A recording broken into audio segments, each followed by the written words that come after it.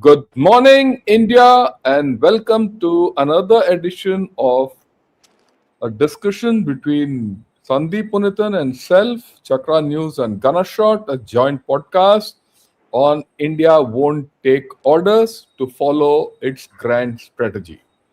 A very interesting topic, and Sandeep, once again on Saturday morning, we are here to, you know, discuss something very interesting.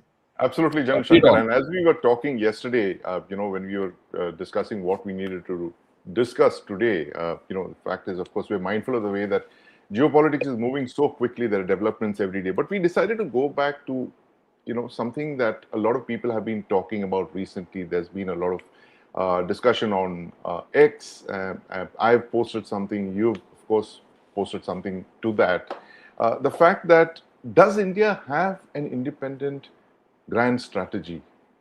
And are we looking at our grand strategy through the eyes of other countries, like, say, the United States? I mean, I read this piece by a professor who mentioned that, we need to de-Americanize our foreign policy because we are looking at China through the US prism, especially over the last 25 years. So I thought it'd be a good chance to sit down with General Shankar and talk about India's grand strategy, what it has been since independence. What is the strategy really? Because I think a lot of people, especially the ones who are, the Westerners, are beguiled by this fact that we don't have a grand strategy that is written down. And when it's not written down, it's not articulated, then certain conclusions are drawn, which might not be accurate. What we're doing is a very selective interpretation of our foreign policy. We look at the last 25 years, we see the grand outreach the United States has made to us and look at, say, the nuclear deal and post the nuclear deal. But I think we need to go back into history a bit, uh, right down to independence, not before that, but certainly after independence, where there were certain geopolitical shifts that happened, which, for instance, I think one of the greatest geopolitical shifts of the 20th century was the invasion and the annexation of Tibet, because that brought two civilizational states, as neighbors for the first time in their history.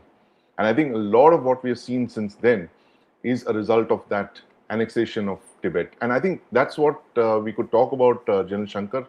What are your views on this? Do you subscribe to the fact that we don't have a written grand strategy and therefore we tend to make assumptions that are not entirely correct about the way we see the world? We have a grand strategy and it is written. I disagree with those people who say we don't have a grand strategy. And that grand strategy, if you see, is our constitution. Right. The We the people. constitution, we the Yeah. people. The Right. constitution tells you what our grand strategy is. Right. Well, let's not have a doubt about that. You have to derive your strategy from that constitution because the Yes. constitution gives you certain freedoms. It puts some restrictions on you. After all, when I joined the armed forces, I gave up certain, of my rights, fundamental Privileges. rights, Yes. Absolutely. Fundamental rights. privileges, Yes. and rights. Yes. So it's like that. So I think those of us who look at it through small prisms, we ignore the larger issue. That's the first thing. The second thing which I want to make, and this is fundamental, the greater grand strategy is always dictated by the poorest Indian. His Right. welfare and everything, or strategy, and I'll explain it. Look, go back to the days of Mrs. Indira Gandhi. Her nara was Garibi Hatao. Garibi Hatao. That's right. Garibi Hatao. And you look at Mrs. Jayalalitha's, whole story of giving freebies and televisions and all that. What does it aim for? It the aspiration of the poorest Indian. In her case, but that's followed, replicated everywhere. You look at Mr. Modi's outreach and Jan Dhan scheme and gas and the toilet, such toilet Abhiman Swachh and all Bharat. that. Yes. Absolutely. Bharat Abhiman. What does it mean? It also goes to making the poorest Indian a stronger person. And so, if you see across the continuum of our political entities, if these are the three, I mean, I picked up three, I can pick up more, right? if these three prominent political entities of our nation had this kind of a orientation, your grand strategy is fundamentally socialist, whether you like it Right. or not, right? And it'll remain so till that poorest Indian has a TV and his garabi is allowed and he gets his toilet and water and all that. Right. So you have your complete strategy is revolves around that small, the last brick or the basic Last brick. man in the mile. That's the My, last man yeah, in the that's queue. Yeah. right. So I think that is something which people tend to miss. In fact, people tend to ignore it. People take it very lightly, and your out external policy, your defense, everything hinges around these two factors which I brought on. But let's get back to your contemporary thing, which you sent to me, and this is about this nation declassified and all Yeah, that. this is And an excerpt, Ajahn Shankar, from a book called Nation Declassified. What you have on screen, it's a very fine collection of declassified material. It's prepared by the scholar Vivek Prahladan, and I urge a lot of people to try and get this book and read it, because it actually looks at what is already available in our libraries, in the Jawaharlal Nehru Memorial Library, for instance. And the one thing that I've flagged over there in orange is not very legible, but I'll just read out a very quick appreciation of this, where this is a letter that dates back to 1968, where P.N. Huxer, who's the advisor to Prime Minister Indira Gandhi at that time, and he's literally her de facto national security advisor. And here he says that, he makes this fundamental assertion that a nuclear standoff with China is essential. And Huxer then writes that India must, in the shortest possible span of time, take the following measures very quickly: the making of nuclear arms in the shape of medium range capable missiles, that's 2,000 to 3,000 miles, from sites within India's frontiers, of striking with success not only chosen targets in Tibet, but ranging far afield as far as the industrial heartland of come back, China in Manchuria, something. the Yeah, river valleys, and all of that. The second one is a submarine driven by nuclear power, fitted to carry out nuclear missiles. And then he talks about, we need to go Atmanirbhar. Basically, it will be difficult to import all of this from elsewhere.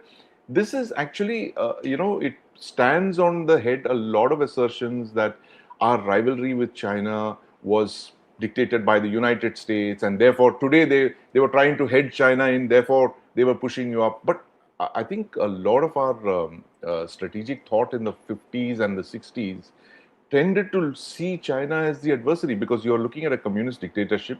In 64, they had tested weapons. 62, we had a border war with them. 64, they had tested weapons.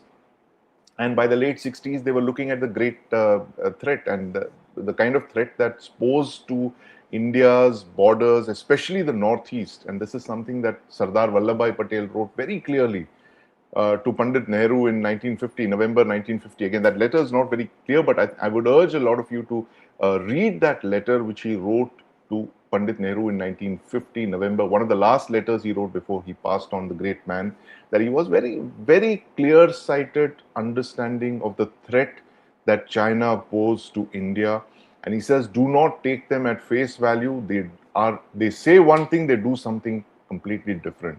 So I think all this kind of points to the fact that despite what we said, most of our planners, they understood. What you said, Jan Shankar, of course, it's the people were, the fulcrum of everything that we did. Whether it is a green revolution, protecting them with atomic weapons, which is our nuclear program, and the tests. I think these are two of the biggest breakthroughs in independent India. Feeding ourselves, foods, agricultural self-sufficiency, food self-sufficiency, cutting off from PL 480, then going on to protecting those people with nuclear arms, because you have an independent foreign policy. You don't want to be dependent on somebody else's nuclear umbrella. And then understanding that China was the threat, the existential kind of threat to your borders, because of the kind of uh, warfare that we saw in this 1962, and understanding the character of Mao Zedong. I think that is another big thing. And this continues till date. So the yeah, US may come, it may go, the US may have its interests. What people don't understand is the United States is halfway across the world, right? they don't pose an existential threat to us. They don't capture or covet our territory the way that China does. So we have a long running thing with that. And this is not to say that, our entire strategy is China focused or anything like that. As you correctly pointed out, it revolves around the welfare of the people of India. And that has been one hallmark of the entire political class, right from independence on till present date. You might disagree with the way they conducted it. Somebody must have thought that a controlled market economy was the right way, and that led us to ruin for 3 decades. And then finally we woke up in '91 with opening up the economy and all that. But I think fundamentally there is a greater appreciation of India's threats, and the region that we are in. And I think China has accordingly acted to firewall India into the Indian subcontinent by transferring nuclear weapons to Pakistan and thereon. But Jan Shankar, your thoughts on this? Look, I go with you, but Yeah. today morning I came across this article called Yes. India's Grand Strategy by Mr. Subramaniam, father of Mr. Shankar, Yes. our External Affairs Minister. And this is archived in clause, okay, and this is an article of 2013 published by in Indian Express. After his death, he passed away in 2011. So this was published. I tried to get hold through the link which is given in that clause archive. I couldn't. So you go to clause with this link, you will get this article. So I found that, look, it's not as if someone has one fine day decided this is our strategy. Like Yeah. what you said, right from 1950, the day, within 3 years of India being born, a strategy came in place. And a lot of that has, gone through. And what the issue where you highlighted the Chinese thing and all that. Right. And I want to go, I will discuss based on this because I thought always in modern India, he was one person who clearly crafted out India's strategy. He was a Yeah. doyen of India's strategy, right? And I still feel so. And like you rightly said, look, we have two orientations strategically. Yeah. You have a maritime orientation, you have a continental orientation because 6,000 kilometers of land border with Yeah. India and Pakistan, right? I Yeah. mean, China and with, Pakistan, and and most that of it gives you disputed. and disputed, and all that is it is you are continentally stuck there. At the same time, you have over 6,000 kilometers of maritime boundary through which the ebbs and flows of trade and international relations go through. Whether and you're and we now know it's not known. It was as if it was not known before. It was always known that the Indian Ocean is the most consequential ocean for global geopolitics, Right. right? And Indian Ocean, with its constrained entries and exits of Hormuz, the Horn of Africa, yeah, this, then your Madagascar Bab el Strait, Mandab, your yes, the Madagascar, Bab the el- Malacca and Strait, of course. Malacca Strait. It's a huge lake, if I may say. And in Yeah. this lake, 80% of global maritime flows take place. I'm saying 80% because what happens in Pacific and Atlantic doesn't concern 80% of the population of the world. 80% of the population of the world depends on this, right? Complete. You're looking at major civilizations. You're looking at the complete continent of Africa, which is oriented towards this. The Middle East, where you energy is there, and the great populations of India and China, and the huge landmass of Russia, which has a continental connect to India, and you Yeah. have a maritime connect. So this is one way of looking at it. There's another way of looking at it, and that is the thing that India suffered a partition. A partition guides our grand strategy, and this partition is not just with Pakistan; it's a trifurcation, and you have The Bangladesh on the other side, and Bangladesh and yeah. Pakistan on either side, and these nations are still not reconciled to the fact that they are independent nations. They're still revisionists, and they're also not consigned. They're also not what shall I say, reconciled to the fact that India is prosperous or growing towards a prosperity, and which they can never hope for. They're consigned to that. That's a hard fact, and that will shape our outlook, whether you like it or not. Then, of course, the loss of the Tibetan buffer, which you mentioned, Yes. two civilizational nations which never had a boundary, right, are now facing across a line. One. Number They're two, deploying tanks at 15,000 yeah, feet. 15,000 feet. The next thing is both these civilizations never had a connect, Yeah. right? Never had a connect except through odd travelers going up and down. Due to lack of connect, they don't understand each other. See, that's the important part. Yes. Here, they don't understand each other. Here, you have a country called India which has been exporting religions and absorbing religions. Yeah. It's a sponge. Whereas the country called uh, China has been isolated throughout its existence. Forget about the last 100 years of communist rule. Go Right. back. They were always trying to be isolated and preserve their culture and everything, which was always under attack, whether from the sea or from the Great Wall of China across the Mongol hordes and all that. And it is right. So this civilization never interacted with anyone. It might be a great civilization, but they never Yeah. interacted. And our civilization was an open civilization always. Now, these two civilizations could not ever understand each other. Right? As far as the Tibetan buffer was there, it was fine. They existed in different spheres. Today it has come. And what's more, this Chinese civilization has undergone huge revisionism through the Chinese Communist Party and Mao Zedong, and it's not only Mao Zedong, even Deng Xiaoping and Xi Jinping. All three of them have been revising their own state.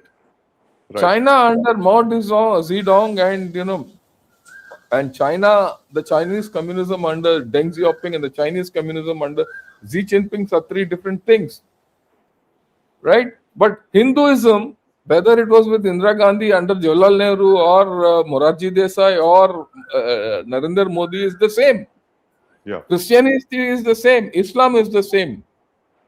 And these three religions have existed in India, whether you like it or not, right? Plus your other religions. You exported Buddhism to half the world.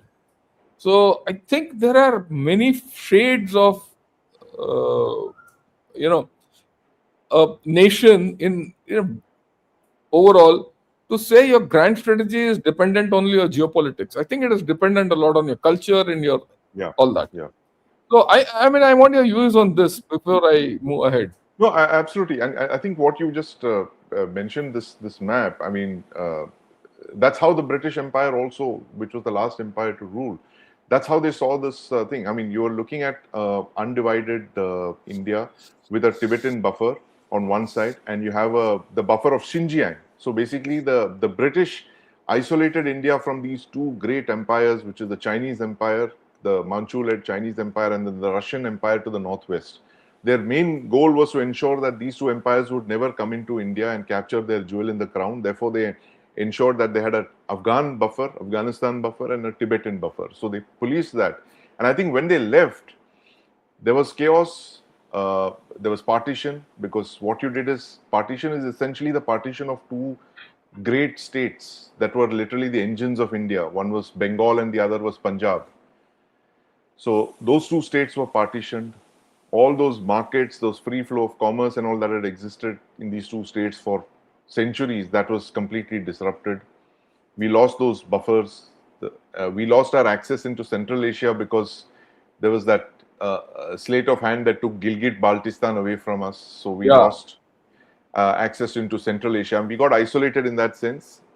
And this is the India that we inherited post 1950. And you're looking at China on the border, and when China kind of starts the infrastructure build up in the 90s.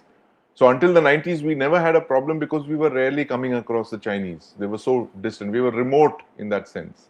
So if you had to make an effort to, go and capture Indian territories, you would need to build roads like they did in 1962. They had to literally build roads in months and then come and attack us. But now you had an automatic de facto kind of China on all along your contested border, which is what led to us setting off our infrastructure build up, which now is at a very advanced Yeah, stage.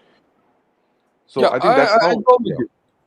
So now let me turn to certain other things which have dictated our grand strategy, right? It's not American, it's not in British, it's not it's not Chinese, but Russian, it's not, it's yeah, not Russian either. Certain fundamentals, and I mean, I put it this way: when I searched and reflected, uh, it is governance, development, internal transformation. Viksit Bharat is a strategy. It's not a thing. You're looking at non-alignment. Once upon a time, your strategy was non-alignment. Today, it is yes, strategic autonomy and multi-alignment. alignment, And you yes, want to be the leader of the global south. These are all strategies. These are not strategies borrowed from a particular, oriented towards a particular country or based on a particular country. Okay. Then you have your own geopolitical and security imperatives which drive your strategy. See, the change which is happening in the Middle East today, the change which is happening in the Far East also changes your strategy. Then as you have grown, you have to do geopolitical balancing, on about which I'll talk a little more, because this was envisioned long back by Mr. Subramaniam and he's spoken of it. Then there are civilizational factors, cultural, and your pluralistic way of life in India. That drives your strategy, whether you like it or not. You can't ignore the 12% or 18% Muslims which you have in India and say, look, I'll ignore the Middle East. You can't do yeah, that. Similarly, you can't ignore your Northeast, which has got so much value, and say, "No, I'll grow in a different manner." So I think this is something which we need to understand. Then, of course, the modern geoeconomics and tech factors also kick in. These factors, all these put together, drive your grand strategy. If this thing, so, and if you see, all these actually are derived from your constitution. It's not there in these words, but it's there. And these are the things which have been echoed by, like, say, Sardar Vallabhai Patel, which you said in yeah, 1950, P.N. Huxer in 1968, who dreamt that we should have submarines going up to China, and yeah, missiles yeah, reaching into the attacking North with, Sky. yeah, Yeah, yeah, deterrence. yeah, Basically, he laid the deterrence. foundations of Yeah, we're nuclear talking of deterrence. deterrence, right? And at that time we were not American, definitely not with America. And so all these factors. Yeah, a couple of minutes on this before I go to the next top. Sure. That flag the next issue. Yeah, go ahead. Yeah, no, no, this is spot on, Jen Shankar. And, I think I was talking to somebody who was writing India's maritime strategy, and he says, look, I didn't have any documents. And then, so therefore, I went to the constitution. And then, I looked at what is the, the tipping point, what is the nucleus around which everything for us depends on. And he said it is the first few words of the constitution, we the people of India. And therefore, everything you see in our thing is about the benefit of the people, the welfare of our citizens, how we can, trade, and therefore you need to have a strong maritime presence to protect your sea lanes of communication, dependent on that. Because if the sea lanes of communication are imperiled, then the people suffer, right? Just as we saw during the Iran crisis, when the Strait of Hormuz was shut, you saw the price of cooking gas shoot up, and restaurants were shutting down, and the price of LPG had soared. We'd not stocked on LPG. We'd created a strategic petroleum reserve, but not a strategic LPG reserve. But the things like this, where brings you to the fact that yes, actually, it is the the the uh, the center point of every Indian grand strategy has been the welfare of the people. Yeah, I go with you completely. Now let me switch to a few issues. Mr. Subramaniam has outlined drivers of India's grand strategy. He's spoken something. I've added on a little more. I've modified it, if I may so.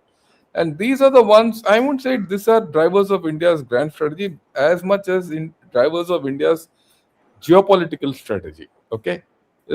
Okay. What does he say? He says US involvement in Pakistan was anti Soviet initially, and it changed to anti China later. But Yes. as far as I'm concerned, and is now anti-India too. This Its is in involvement. 2026. Yeah, no, 2011 he spoke about Okay, US involvement in Pakistan being right, anti-Soviet right. initially. Yes. And what I'm saying, adding on to what he said, is later it All changed right, to anti-Soviet in China. right, Whatever the involvement, right? How US interacts with Pakistan. And today US interacts with Pakistan at one level, which is anti-Indian. I mean, we need to understand this. You have to understand it in the context. It was that undersecretary who came to India, US under, right, who said we will not let India grow the way and we will not make yes, these yes. mistakes, right? The Look same at it mistake from we that made with China. Yeah, China. Look at it from that perspective, and this emerges very clearly. Right? This is US involvement in Pakistan. Now, the thing which he didn't speak of, Mr. Subramaniam didn't speak of Bangladesh, but I'm speaking of it.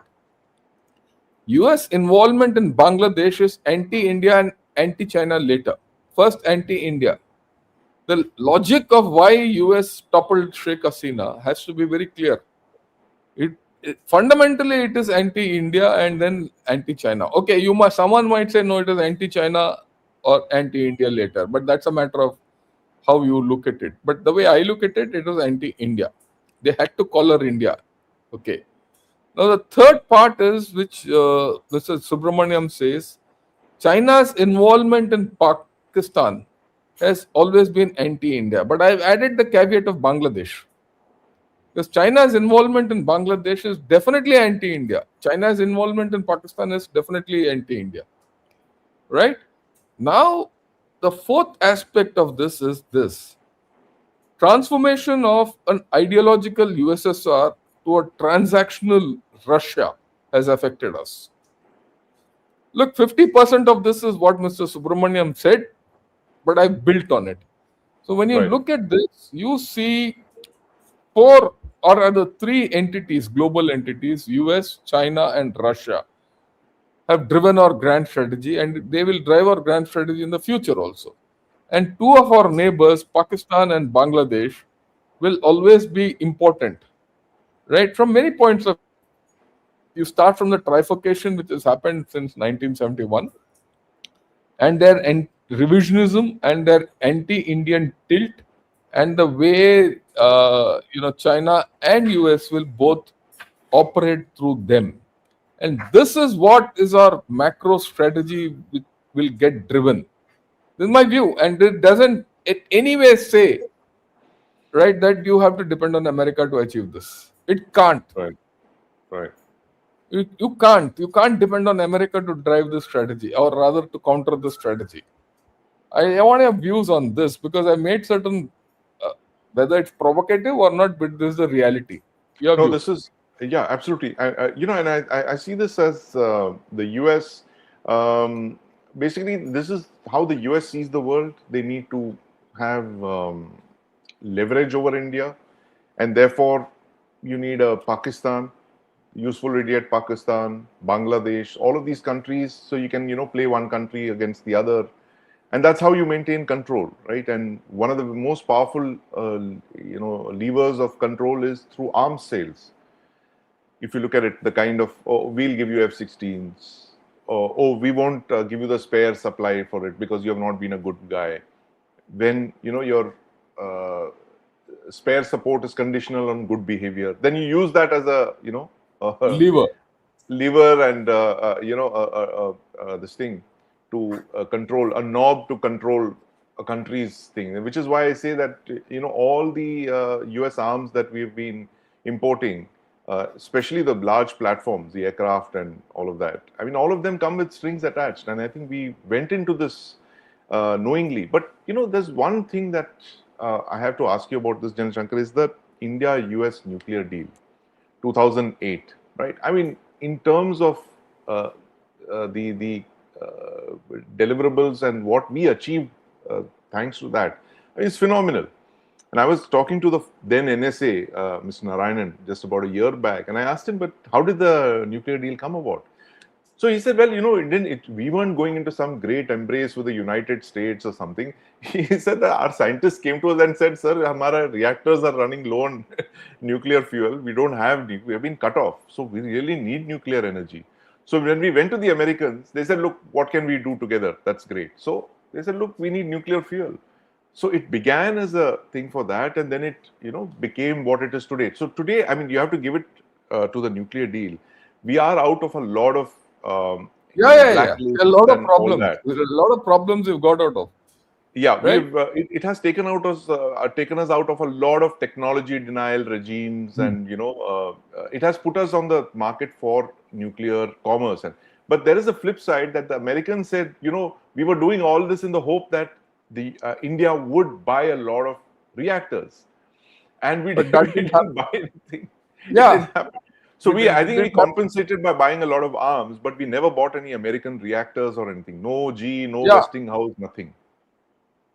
I'll come to that. We'll come to that. We need to discuss this relationship with USA in detail and Yes. how it is. And I'll put it again. I'll go back to what Mr. Subramaniam said, right? And because that I thought gave a good framework, and we have to Yeah. discuss USA a little more in detail. He says three options for India. This is what he predicates. He says if the US remains the world's predominant power and China is the second, Yeah. he frames India as the swing power. Swing power. Yeah. And this won't go away, notwithstanding Mr. Trump's transactional viewpoint. Because there's a whole lot of people, because there's a life after Mr. Trump. Trump is going to be Yes. there for another 2 years, 2 years over Yes. almost, That's right. right? There's a life after Trump. And there's a US after Trump, there's a India after Trump, much, right? And we have to look at it from the long point of view Yeah. and not Yeah. react to small things when our grand strategy we talk of. Yes. Then he says India will have three options. He said first option is partnering with US and other pluralistic, secular and democratic countries, joining hands with with China at the risk of betraying the values of its constitution and freedom struggle. Right? He's very clearly said that the values of our constitution will get uh, diluted or compromised if you go too far down the line with China, and remaining both politically and ideologically non-aligned, even if it is against its own ideals and odds. And somewhere, if you look at it, the grand strategy which we've been following is something of a mixture between the third and the first one, with by keeping China a little away. Look at it from a macro viewpoint. And well, I like your thoughts on this. And I mean, and I do see what he says, and I agree with him, right? And we are not going towards USA fully, and we are not Yeah. completely on our own. Somewhere in between we are, and it's not Americanized by any set of by Not any at all. Absolutely. So I mean, standards. Okay. very clearly there are only going to be three powers in the middle of the 21st century in terms of economic heft. It's of course number one is going to be China. It's heading there. Maybe the United States will be number two, and India will be number three. And at some point, they're saying that India might become number two, and then eventually number one. But those are projections. They're too far in the future. I think about they're looking at 40, 50 years into the future. But the fact is that the entire geopolitics of the middle of the 21st century is going to be the interplay between these three countries: India, China, and the United States. Whether we like it or not, it is the sheer size of Yeah, these economies that will dictate these relationships. And I think yeah. in that sense, we have been very careful in, maintaining our equidistance from both the United States and from China. I think the relationship in the last 1 year under Trump and the United States has taken a bit of a beating.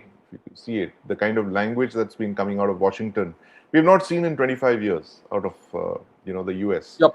But I think Right. our diplomats, the Prime Minister Modi, they're looking at a post-Trump thing, as you mentioned. They're looking at the next, possibly the next successor to Trump. Jan 20th, 2029 is when the next president of the United States will sit in the Oval Office behind the Resolute desk. Who would it be? We don't know yet, but it's We certainly don't not know. going to be President Trump. It has to be either Marco Rubio, possibly JD We'll see. Vance, or who knows, We'll Gavin see. Newsom. We don't know. Yeah, we'll No, see. for all And you know, the Republicans might be replaced back by Democrats. So we don't know. yeah, the Democrats could come. So Gavin Newsom is one front runner. The We'll California see. We'll governor see. We'll is see. We'll see. Right. so. But let me continue on the thing because I'll after this I'll discuss USA and we'll discuss USA at some length. Yeah. The next thing he points out is about China and Pakistan.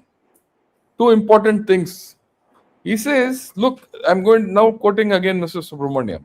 Yes. Many have wondered whether India's development could not have been expedited by following another model, such as China's. They forget that Chinese communism allowed 30 to 40 million deaths from starvation. Independent India, by contrast, has never experienced that thanks to its democracy. Moreover, Yes. China benefited from Soviet assistance in the 50s and external investment in the 80s. 80s to 2000, it was US investments. China couldn't have grown on its own. It had to compromise many things to Yes. grow the way it has grown, and it has killed its people by the hordes, by the Oh, millions. it's by the tens of millions. I think Mao Zedong killed more Chinese than the Japanese Anyone killed else? Chinese. Yes. Yeah, and then they have you see also people forget that people talk of Deng Xiaoping as the great reformer and all that. He is a guy who's consigned China to a demography which is irreversible. That one And child policy. Tiananmen, he first introduced the two one-child policy, and then he did his Tiananmen thing, Yeah, I mean, massacring I them. will put it this way: Tiananmen was nothing compared to the historical folly of the one-child Yes, policy. one-child policy. Look, they people say by 2050 to 70 they'll go down to 700 million from 1.4 million. The population would be halved, and that Yes, changes the character of China completely, right. right? And it is consigned to a decline which it cannot come out of. Whatever you talk of, after Yeah, all, it's nations are of inevitable. people. Yes, yeah, Yeah. And then, of course, he says India's gravest security problem is the jihadi terrorism centered in Pakistan, and that has not vanished. So, your strategy is going to be driven by these two changes which are happening. yes, Authoritarian rule, which is today in a manner its population is imploding. We are looking at China through a lens of its exports and tech and all that. yeah, yeah. We're still not, as a country, we are not still not focused on the internal implosion which has started in China, which will be slow, steady, and irreversible. Right. Right? So, this contradicting China is something we have to deal with. And Pakistan will never change. It will continue in its own. Even now, it's the same problem. The Pakistan army, yes, Yeah, the Pakistan army. So, both these things are going to dictate your grand strategy. I right. mean, But quickly to add to what you yeah, said about the demographics, General Shankar, you have exactly the opposite problem with Pakistan. You have yes, Pakistan, which has one of the highest total fertility rates in the world, and there is a population explosion in Pakistan. It's what 25 million now. no, it's no Sorry, more. It's going to hit 30, 250. Sorry, 300, yeah, 30 million very 250, soon. 300 million, and it 300 will go million to very soon. half a billion people. Can you imagine that by the middle of the century? Yes, Or about 2050s or 60s, you're going to have a population that is double on the same land, unable to even. I mean, today's Pakistan, with the kind of water crisis they have, is unable to sustain that population. Can you imagine a population nearly double that? they have no choice. Look, the fact is, whether I imagine or not is not the issue. The fact is that these two phenomenon will happen, and these phenomenon will drive our grand strategy. Right. I mean, we have to, our strategy has to cater for these things which are happening within Pakistan. On It our is borders, yes. on our borders, and whatever happens in China is going to affect us because it's going to change the way Tibet is and how Tibet will behave in the future, and it's going to happen. So both these factors will drive our, grand strategy in every manner. Yes. Okay. Now let me go to the US one. And we need to discuss it because many people in India think that we are going along with the US model. We are not. You have to look at it till about the, I'll go from the beginning. You go back before 1971, we were part of the non-aligned camp. Right. We were the leaders of the non-aligned society, far away from everyone. 1971 comes and we are forced to take sides with uh, Yeah. Moscow, USSR. Then you go on with the peaceful nuclear explosion in 1974, Pokhran, right? Through 80s, you are under the MTCR, Yeah. right? Then you 98 you carry out the nuclear test and you go under the Glenn Amendment and all that, and Yes. all this is in red with USA. Yes. Okay, 9/11 and rise of China happen at the turn of the century, and that's when USA decides we don't have a choice but to go with India, and India feels that we have no choice but to go with China. Right. Sorry, with USA. And largely because India lost its mooring of USSR by then, right? And China was very clearly not in our best interest. And this was predicated even by USA for its own self. Right. Okay, you have no choice. Then you see our interdependence grow. First, you signed in 2002 the General Secretary Military Information Agreement, JISMOA, as people say. And then you had these fundamental agreements with the Chinese over a period of time, military to military contact. Then you signed the 123 Civil Nuclear Agreement, which Yes. Sandeep spoke of. And then you come to the enlargement of the strategic partnership. And this was supposed to be the partnership of the century and all that. And then what happens? You have the ups and downs of Ukraine and of Sindhu. Very recent. Okay, but it happens. And come along with it come the sanctions on Iran, which first started off your relationship with Iran was broken. Sanctions on Russian oil and the Katsa sanctions which were threatened because of S-400 purchases, Right. and lately the tariffs and this thing. So you suddenly see that you have no choice. You have to, and US turned to Pakistan, and now today you are there, and your strategy is going to get driven by all this. Okay, now go back to what Mr. Subramaniam said, and we'll discuss this. I want your views after showing you that whole chart, which is the reality. He says, as far as USA is concerned, in the years ahead, US will require a reservoir of skilled manpower, and India will require green energy and agricultural technology to grow faster.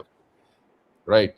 The emerging India US partnership is not about containing China, it is about defending Indian values from the challenges of both one party rule and jihadism, and realizing a future in which poverty and literacy are alleviated. While I agree with what Mr. Subramaniam said at that point of time in 2011 when he wrote this, or maybe we don't know when he wrote it. He passed away in 2011. This was published in 2013. This is what he wrote. But my way of looking at it is something different. Look, technology and our diaspora in US are forging and driving a new relationship whose contours we do not yet comprehend. We don't comprehend this. A pull push real relationship is a definite outcome. How this is going to change India, how this is going to change USA, and is something which we need to understand. In the case of India, we understand it because we know the transformation which is happening within India. The transformation within China is also problematic for them. It is happening. We don't sense it fully, but it is happening. Both these societies at some fundamental level are transforming, and these Right. transformations will drive their individual grand strategies, the outcomes of which I don't know whether both of us know. So I think we need a relationship with USA, and it's going to be far more complicated than Mr. Trump's sanctions Right. or something. They are our largest trading partner, and I think we run a surplus. The one of the Yes, few countries we run a trade surplus with, surplus. uh, and we have And the exact opposite with the Chinese. Chinese. So the point is, this is the point I'm trying to make, and what you were earlier mentioning about USA, the nuclear deal, and all that. But yet, you have strains. Like I said, USA is the one problem for us, which is working through Pakistan and Bangladesh. And very strangely, USA and China have both anti-India interests through Pakistan and Bangladesh, and we have to be alive to this Right. dual-faceted relationship between the two. I want your views about this aspect which I brought about. This is a great point that you mentioned, Jan Shankar. And when you said that, I was thinking about what President Trump said when he went to Beijing just a few days back, where he mentioned the Thucydides trap, where he said we should not fall into that. And that is, you think, an admission from the United States that they see China as a rising power, that the United States is Sparta, and they see the rise of Athens as in Athens is a China that is rising, and they want to ensure there is no conflict, and therefore they're looking at the world as the US is looking at the world as a G2. You do what you want to in Asia, we will do what we want to do in the rest of the world. But China has in its mind a G1, where they are the only hegemon. Yeah, yeah, yeah. Yeah, I They're the give world go. number one, no two. There is no number two. We are number one. Everybody else will listen to us. You see that scenario kind of coming in, and therefore, what you just mentioned here makes a lot of sense. Yeah, I completely go with you because China, for all its internal problems, very strangely, has gone external already. Very last week they put out this white paper on global governance, and Right. there, and when you read that paper in depth, what they're looking at is hijacking the existing global architecture, the UN based architecture, and usurping it with and supplanting it, or whatever you imposing, whatever you call it, Yeah. whichever Yeah. English you call it, with a Chinese architecture. They're very clear about it, and we have to be unclear about that. They want to replace the US. I have no problems with it, provided I have no problem with China, but I have a Yes. lot of problems with China. With So China, if I exactly. if I have a lot of problems with China, my should I even subscribe to that theory? No. But yet I don't have a choice of not dealing with China because of the trade imbalances and the Yes. way things are happening. 113 billion or something is the trade Whatever, imbalance. Yeah. whatever that figure, and where it's adverse relationship. He's there upstream to turn the tap off. So I would, whether I like it or not, I must ally with China. I won't say ally with China. I must side China. Ally is a wrong word. With Right. not with China, ally. I must ally with the USA With the or side United with States. Yes. United States, right? I need to balance, contain China out. Of course, I need to go to Japan. I need to go to South Korea and South all that. Korea and Australia. Yeah, Yes. Australia, and I need to go to Taiwan. I need to go to Philippines. I need to go to Vietnam in some manner. It's dynamic and changing. So in essence, I have to have an independent grand strategy. I might depend on one for one something and someone else for something. Let me elucidate. I might still get technology out of China. And I'm making this statement very carefully. What's Right. the recent development? For the past 3 days, I'm seeing Geely's is going to enter India. Hmm. Okay? Geely's is going to enter India to make a Right. hybrid engine based on, and that's going to power many cars in India and vehicles and all that. Now, that technology virtually has landed into your doorstep, whether you like it or not. Okay, while China has gone completely EV route and all, the hybrid technology is coming into India, and Geely's is going to get it. Why is Geely's coming here? Geely's is originally a IC engine maker with hybrid and all. That has not found favor in China, Hmm. right? So they're going to collapse. They're going to completely collapse Geely's if Geely's was their biggest car maker some time back. Today, they are entering India just to make engines. Their cars are not going to be accepted here. It's only the engines. Now, once that comes, slowly that technology will be transferred here, whether you like it or not. Yeah, yeah, Okay, and that technology is going to power our vehicles. And also I need China still. I might hate China, I might not like China, I might dislike China. China will remain my adversary across the LAC, but I still need investments from China. I still yeah. need technology from China, and I need to have a method of getting it. That's part of my grand strategy. Just like China's grand strategy was to do the same thing to USA. In the 80s and the 90s. 80s and the 90s. You're doing it your way. You're doing it the democratic way. I mean, or at Right. Indian pace. You don't have to ape China, like what Mr. Subramaniam said. So you have to do that.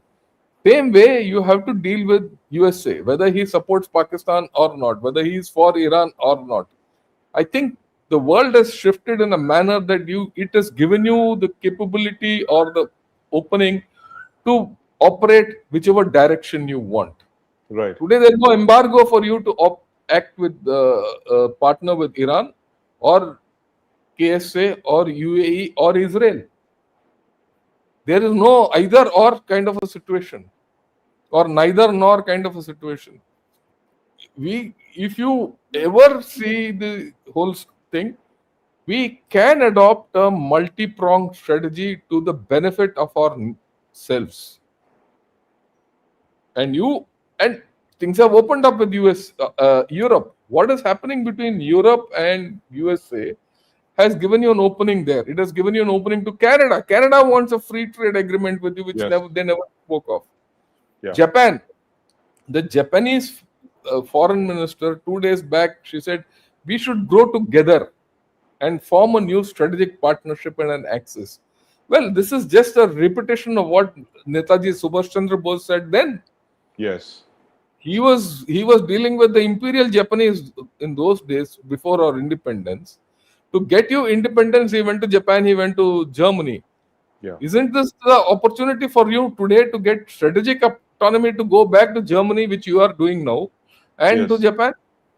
Yeah. So Interesting. Yeah. How history repeats. how, yeah, you have to look at how things are. The I Japanese mean, Prime Minister is here in a couple of days. yes, he's going Sanae to be here, and we're going to cover Yeah. it. We'll talk of it at the end of the Yes. thing.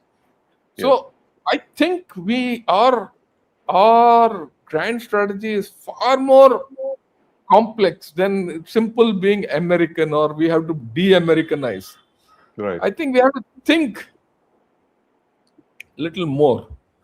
Your views, and I'm going to turn it to a slightly different Sure. turn.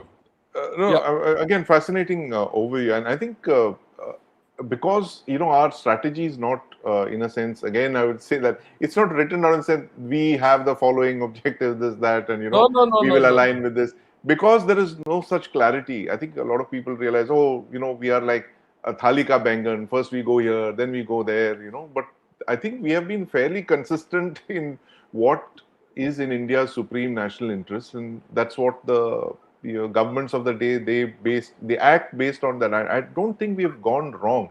I mean, there was a Pakistani commentator, I forget who had commented on something that you and me had posted on X, and he was saying, India's thing is all about inaction, and they've not done anything, they've not this thing, they've not reacted, and they're saying they have a grand strategy. But I mean, look at the way we have kind of acted in since the 1950s at least. We have always acted in India's interests. We have not acted in certain ways because we are not the kind of uh, ally that the United States sees with other allies, like today. And I think that is what is one point that probably frustrates the United States, that we are not like any other partner country that they have Yeah, done yeah. So be dealt it. with. So be it. We don't have to be a clone of Pakistan or a clone of Or Bangladesh South or a clone Korea, of China or yes, China also, right? yes, We should be what we are. And we should, again, that's why I said, I go back to the first thing which I said, what drives our grand strategy is the common man on the street. yes, The common man on the street is often underestimated. right, Right. So I think that's a very important thing which is, we need to understand. Now I'll turn this discussion to something else. Right. Look, the strategic challenges facing India are those relating to defense policy, nuclear strategy, and governance. This is what Mr. Subramaniam wrote. And we'll discuss this. Why? I mean, you might be thinking, look, I'm aping what Mr. Subramaniam has said. No, but I've spoken a lot what he has not said. Right? This is just a framework on which I'm developing today's discussion. So we'll discuss these three. He says he spoke of jointness and theaterization. This has to be part. And today, what he spoke at the as part of that Kargil review committee, we Yes. are now trying to still struggle to put it into place 25 years later. Yes. And he says, I mean, he explains it beautifully, and I think we need to adopt this. He says the cardinal mistake of India's leaders was flouting the principle that chief of staff should never be in command of their forces. That a person who is a chief of staff should not command forces. This is something fantastic when you talk of theaterization and jointness. He says separating command and staff Yes. functions enable the service chiefs to focus on defense planning, policy making, including procurement, human resources, and military diplomacy. Theater commanders handle the administration, daily management, operational planning, and operational training of forces. You see the difference. This is what we spoke of. You diverse command from staff. Staff. That's right. Yeah, this is what he spoke of. He says has to be a strategy. This is not theaterization for the sake of theaterization or anything. This is part of your grand strategy. How you Right. handle your growth of your defense. And here we've gone wrong. And we have neither followed the American model nor the Chinese model. We have followed a model which didn't suit anyone. And we Right. made this great mistake. I would say it's a strategic error not to have introduced theaterization and the CDS concept. We're Back still then struggling. in 2000, 2001, when we were so One close to achieving it, and close to then it, everything. Yeah. everything was kind of And then you taken look off. at governance. I mean, he's spoken of nuclear deterrence and all, but I'm not going to go there because he spoke of India having a resist deterrence policy. I'll not go into that because Yeah. a lot of things have changed. But governance, because governance ultimately decides your strategy. Okay. He says a final note on governance. It is a myth that India's political classes submit themselves to public accountability at every election. This is very interesting, right? Right. He says why? Because we follow the first past the post system, which is not always the majority view. It is Mm. just the 30% view. At times, even 25% view, which gets you into the government. Right. He says democracy, therefore, does not always result in fair delivery of goods and services to the entire population. The first past the post system results in patronage politics that favor some sections of the population at the expense of the majority. And this is a truism. We have seen it off not. And political politicians also have vested interest in keeping voters poor as it costs them less to buy their votes. This is a pragmatic way of looking at our polity. Yes. I'm not taking a punt on anyone, any Yeah. particular party or thing. But this is the way our democracy has functioned. And if this is the way our democracy has functioned, this is the way our grand strategy will be modeled. It will be not modeled on American politics or Chinese authoritarian system. Right? If this is the way we have gone about our security system by not having theaterization and jointness, Yes. your grand strategy is dictated by that. You forget Right. about America, forget about Pakistan and all. You have internal factors. Earlier we spoke about culture and religion and all those internal factors. But these are internal factors which you cannot avoid.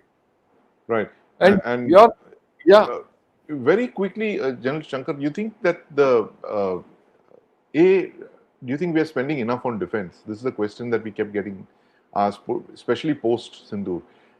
Do you think that we are spending enough on defense as a percentage of government expenditure? And can we continue with this kind of trend of underspending on defense? Will we achieve any of our strategic objectives if we continue to underspend? We are not a Yeah, treaty ally to anyone. Therefore, we need, to create a bigger kind of a more powerful military. Can we do that with the existing right. numbers as I'll defense put it. budget? Yeah, let me take this. Let me analyze it in its full perspective. Uh, Look, so far we could get away by the fact that you spent suboptimally on defense. But as your weight has grown, Yes, as your economic and global imprint has grown up, right? You need more of defense. You need more of security. You have to go into the arena of being a net security provider. And that net security provision is not a matter of defense alone. It's a matter of economy, it's commerce, culture, everything. And but it has to be built on a solid base of defense. right.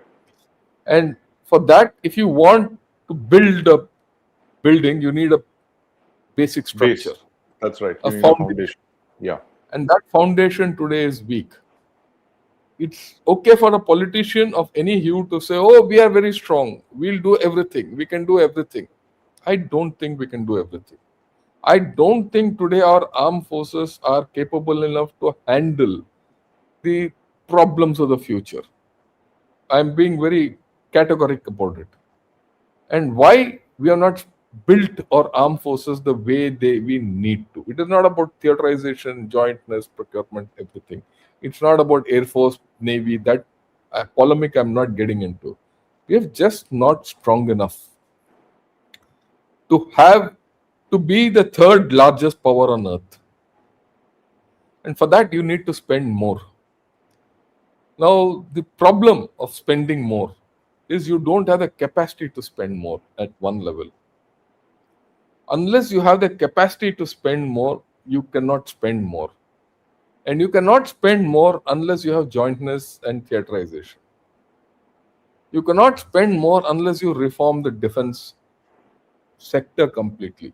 It's not a matter of a PSU, it's not a matter of your scientific system called the DRDO, it's not a matter of the MOD, it's not a matter of Air Force, Navy, and this thing. It's not a matter of ISRO, it's not a matter of thing, but it's a sum total of this whole story called defense, which we in India we have not realized the value of this. And I it is it what how why we have not realized this, whether it is ignorance, whether it is lack of knowledge of where you stand. Historically we have hoped that our foreign policy will bail us out. Yes. This is the fact. You go back, everyone will talk of Krishna Menon and whoever. Our foreign policy will not bail us out beyond this point. We have come to the stage the foreign policy is incapable of doing it. But it has to be backed by hard power, obviously. I Hard mean, you power. can't. Yeah. Capacity wise, foreign power is all words, and that's the Yeah. end of the story. Diplomacy, they're great. I have no problem with the foreign affairs secretariat or ministry and or diplomat. They're damn good. But when I talk to the diplomats, at some point of time, they feel that their base is weak. They're too idealistic, you're saying. No, no, no. They know that they're not backed by hard power. Right. They know that they're not backed by hard power. You see, diplomacy, you say a lot of things without saying anything and meaning nothing, right? You do that kind of a jiggle or juggle only if you don't have hard power. If you have hard power, you'll talk Turkey. And our diplomats are not enabled or empowered through the hard power which we have. We need to put that hard power in place, and right, and for that you have to spend more on defense. And if you have to spend more on defense, you need to do, you have to reform your system to enable expenditure. If you don't expend, it's a waste. If you just Yes. spend for the sake of spending, you're wasting money. And a large part of our defense expenditure goes into that thing called wasting money. We spend to spend, not Right. to create the capability which we need in the time scale we need. We have no Very system of that.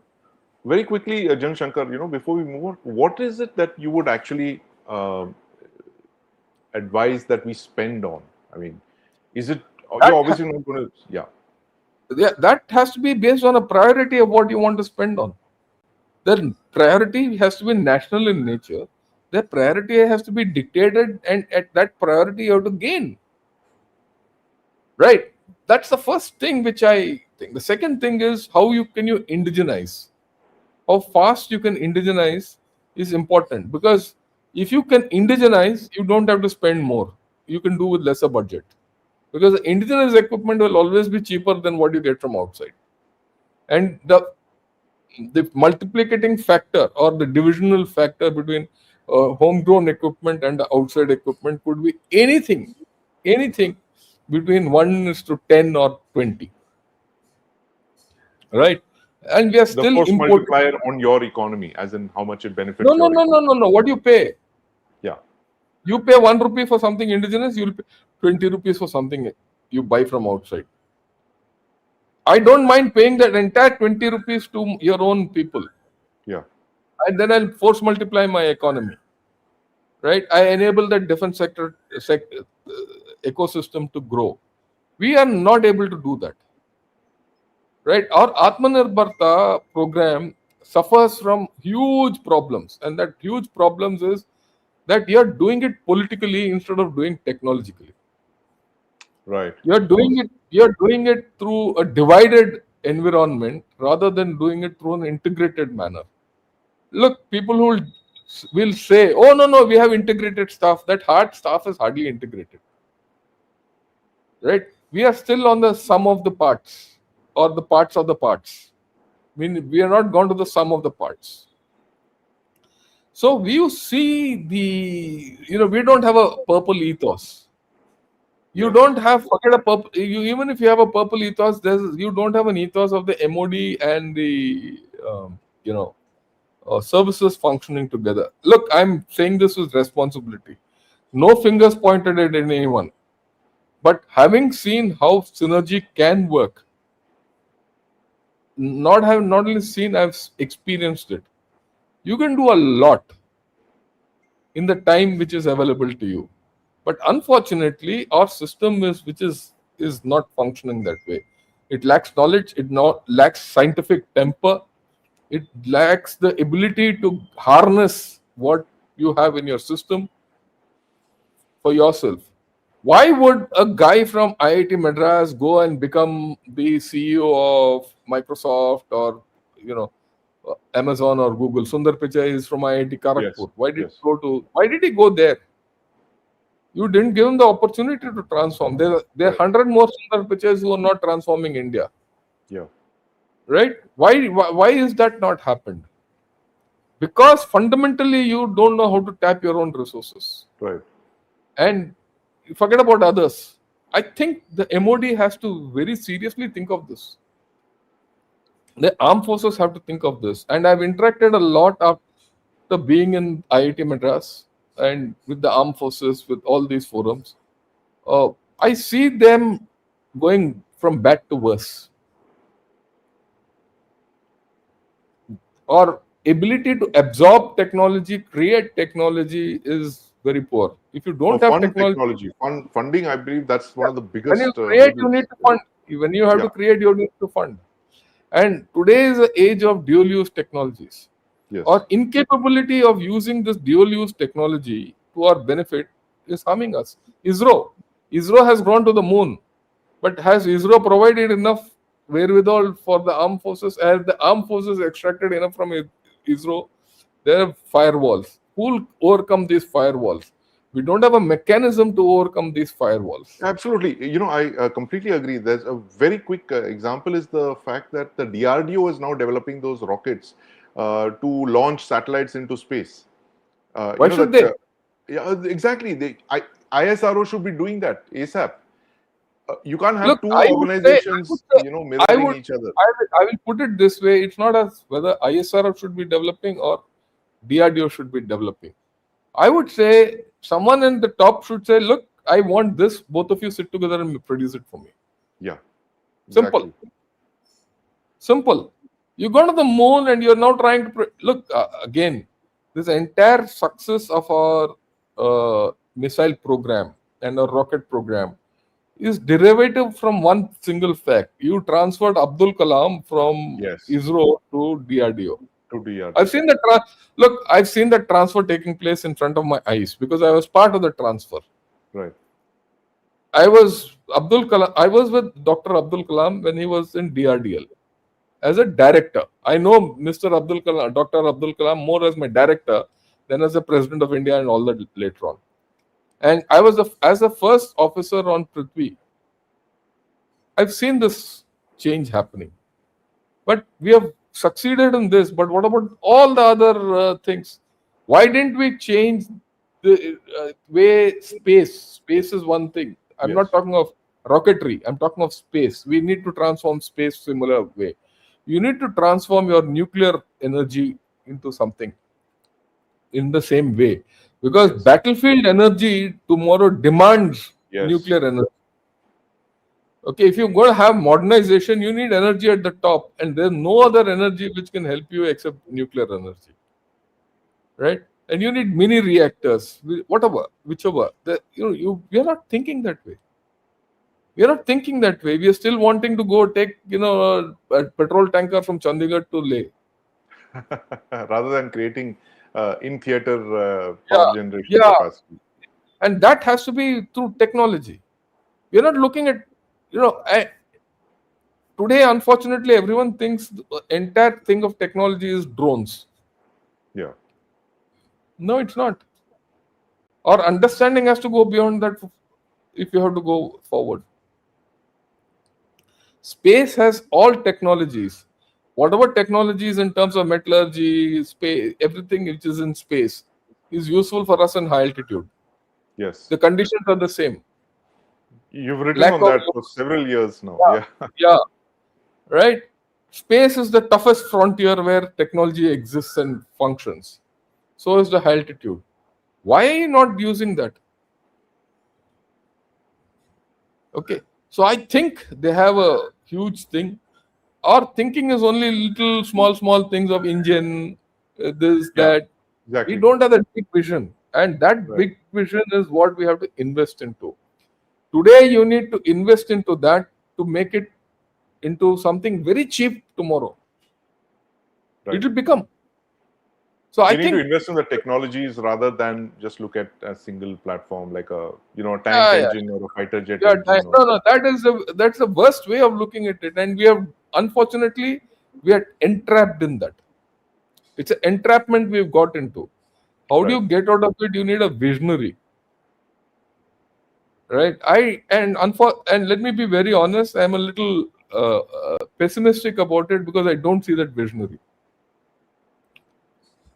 We had No, that you're visionary, yeah. Mr. Manohar Parikar. I Yes. know that personally. But well, we've had good defense ministers thereafter. We have a very good prime minister. But do we have a? He's Our prime minister is very good in terms of technology and vision and technology and Yes. leveraging.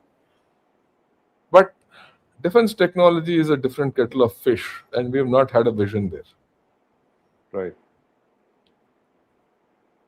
I'm sorry, I've gone into a diatribe on this and No, no, veered it's from. absolutely, it is, all this flows out of grand strategy, General Shankar. Without doing all of this, you cannot implement your vision for a grand strategy. And, you're in a rough neighborhood. If you don't do all of what you've just mentioned, if you don't invest in those hard power tools and certainly hike the defense budget to begin with, I don't think we'll realize any of our grand strategy. Yeah. Should we take some questions now Yes, yes, with absolutely. Yes. right? And we'll okay. Let's take some questions. Yeah, Sandeep sir, I doubt Indian leadership still understands Mao's principles. War is politics with bloodshed, and politics is war without bloodshed. Thank God we don't, we are not like Mao. I mean, we've just mentioned how many millions of Chinese Mao killed. Uh, so that itself should tell you. Yeah. The next thing is okay. Why is there a lack of diverse views and entrepreneurial mindset in MOD and army? There is no defense fund, resistance to increase budget, all that. Yeah, your views. Let me ask So you. very quickly, this is as I asked one bureaucrat once in South Block. He said, "What's the problem?" He says, "You know what? This is about a couple of years back." He says, "You don't understand. This structure that I'm sitting in is not meant to encourage entrepreneurship or Atmanirbhar Bharat. It is just meant to import. It is just meant to procure. Either you import or you get from your PSUs, right? We have not come to this thing of encouraging entrepreneurs, civil military fusion, interacting with the IITs, all of that. This is all very new to us. That's what he was saying. So I think it's and I think I'm coming back to the point that General Shankar made. It is a man with a plan. Without that, nothing will work. You got your IGMDP because you got someone as passionate and as mission oriented as Dr. Kalam. We did not get a jet engine because we didn't have someone like Dr. Kalam pushing jet engines or aircraft. We did not have an IGMDP for jet engines. It's as simple as that.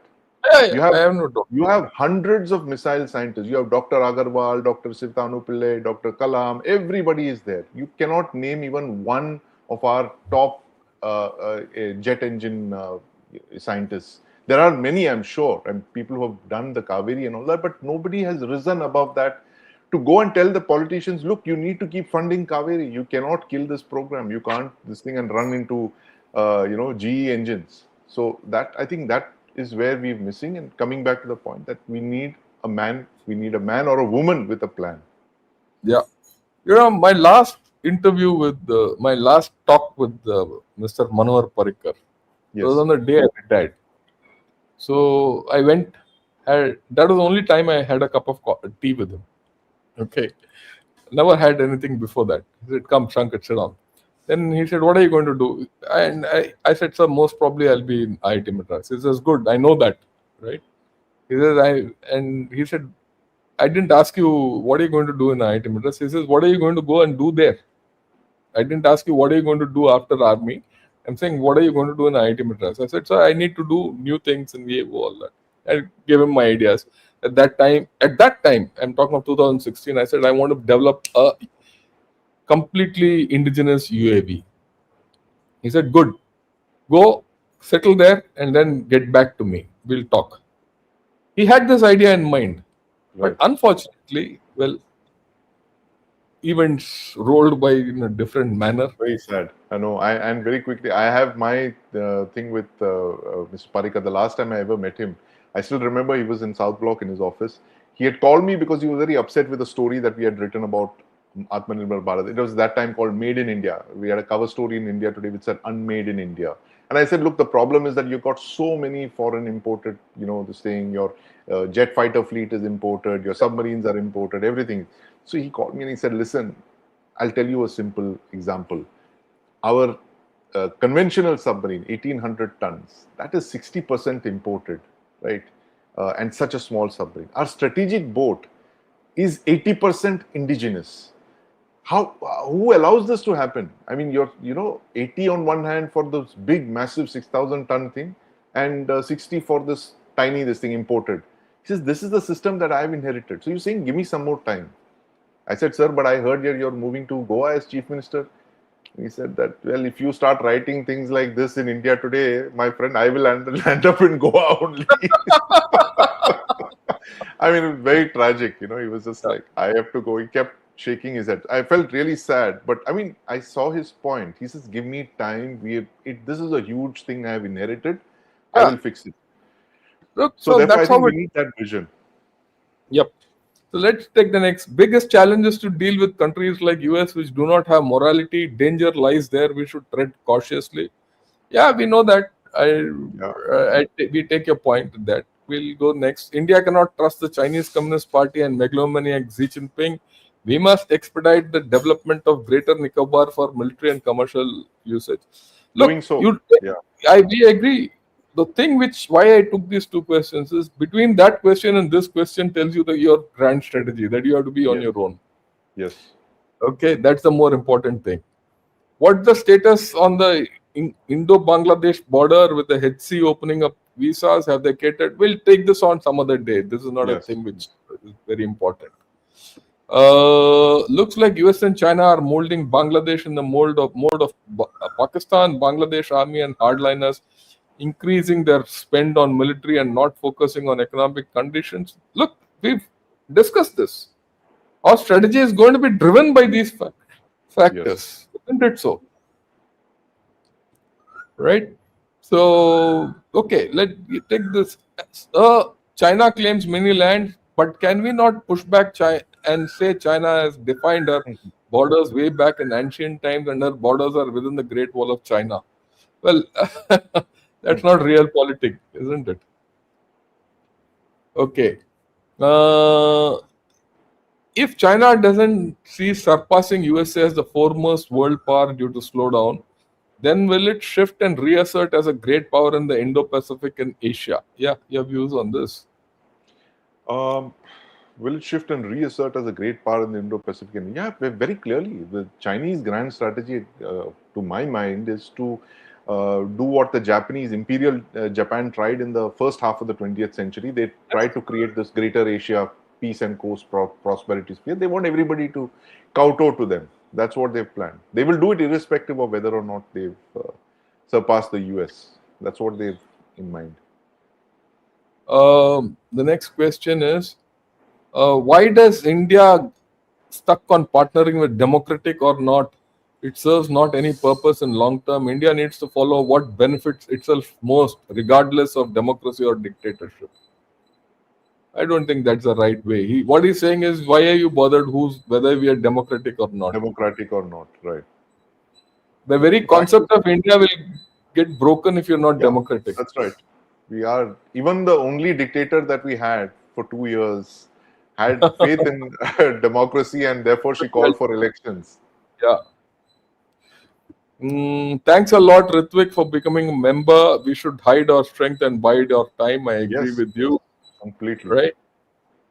India cannot depend on the diaspora. US diaspora is mostly self-centered and don't care too much about India. A hard fact, difficult to digest. Unfortunately, India should become independent. Yeah. Completely. Yeah. I don't think any of our planning is dependent on the fact that diaspora will come riding to our rescue or anything like that. I think our thing is understood that we will pursue our thing Yeah, we will. regardless. The issue you have to understand about your diaspora is it's there. It's Yes. going to drive change in USA. Yeah. And that change will reflect on us whether you like it or not.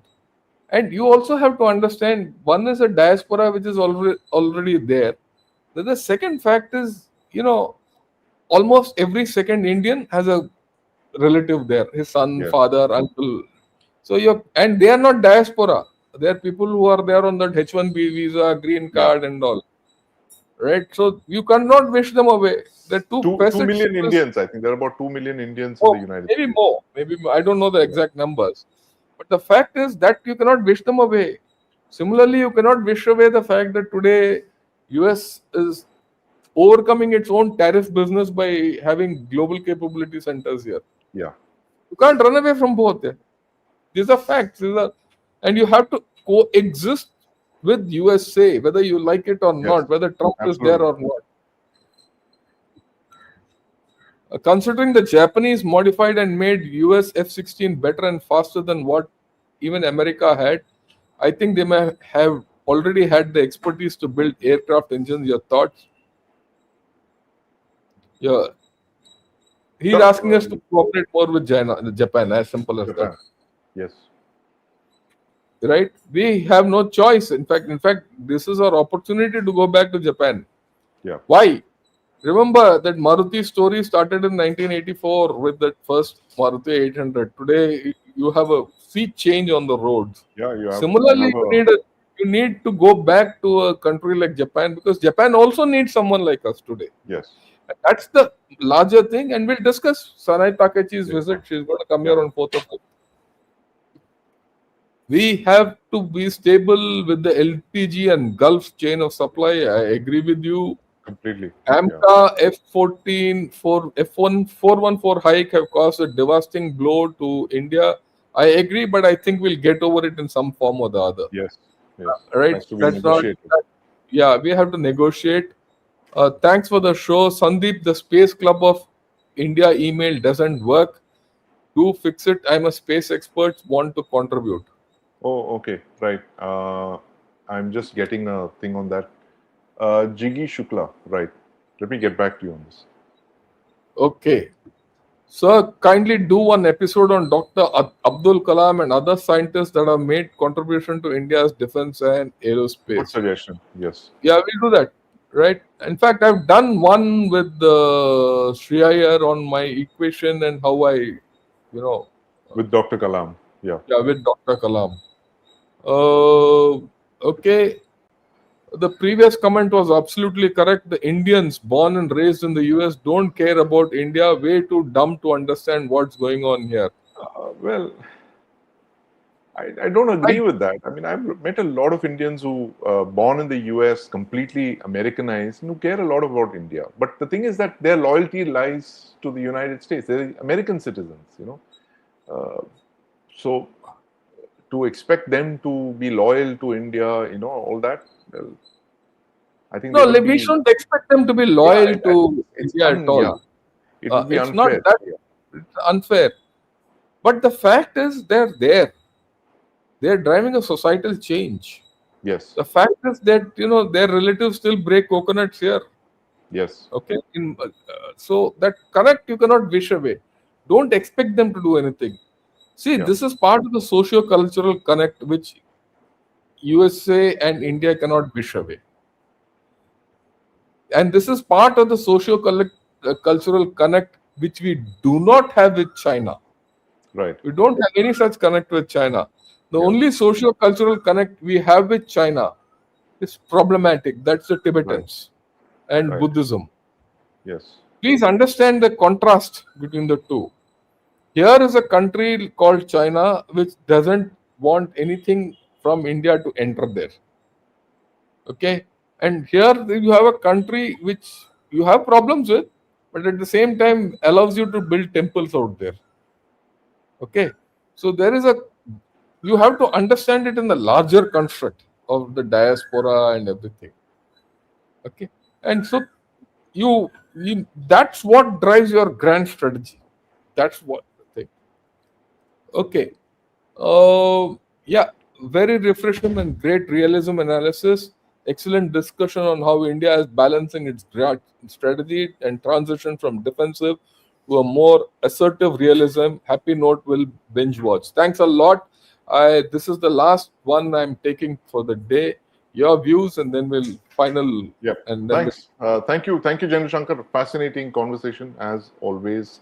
We started with grand strategy and we ended with the need to hike India's defense spending, meaning we need to put our money where our mouth is, mouth. and is this is a very big problem, and we've discussed this on past episodes as well. So the fact is that yes, there is a grand strategy that we've had one for several years. It's not as in your face. It is muted.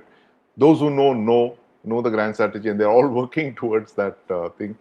And to say that we our strategy is colored by what our strategic partners want us to do and all that is a very myopic view of things. And I think our strategy is more it's nuanced. It's been there for several years, and it's by and large it's consistent. There is no one government or individual who has managed to shift it in such a way that it marks a complete break from the past. It's just what you see is a general continuum, that there will be certain things that Russia, for instance, Russia's primacy can be understood across party lines. There is a sense, in all political parties, that Russia is a time and tested friend of India, uh, first as the USSR and now as Russia. So to say that our grand strategy is myopic, it is tied to somebody else's thing, is a very like I said, a myopic view of things. And I think that is what we uh,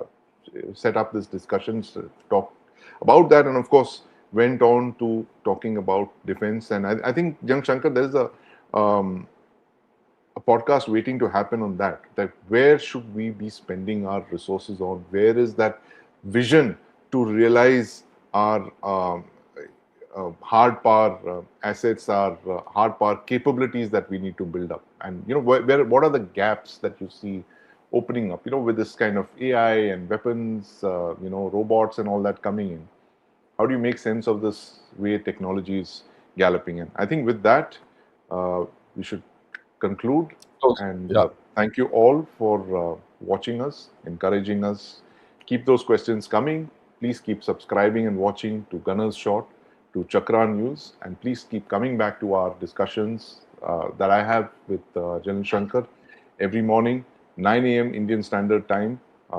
This is the kind of discussion that you will not see on other channels, because we analyze things, and thanks to General Shankar's perspective on a number of issues, you will get the kind of perspectives, views you will possibly not get anywhere else. And with that, I conclude. Thank you very much. Namaskar and Jai Hind, and see you next Saturday. Jai Hind. Yeah.